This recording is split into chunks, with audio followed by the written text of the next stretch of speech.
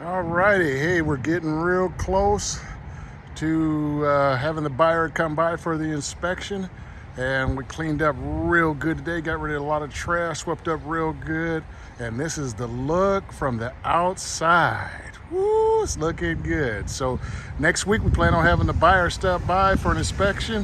Hopefully gonna blow them away. And as you can see, the back house is still occupied, but they told me they're going to get a U-Haul and be out tomorrow. So we should be getting real close to having both houses vacated by the 13th or 14th, somewhere around there. That's what the buyer wanted. So we'll have to go in the back house, of course, and rehab it. But I just wanted to show you guys we're almost finished. Almost finished. I think that should be next week. Again, that's going to be cabinets, it's going to be appliances, baseboard, last minute paint job, and that should do it. Have a good one, and I'll make sure I post the final video. I think the final video is going to be next week or next to the last video.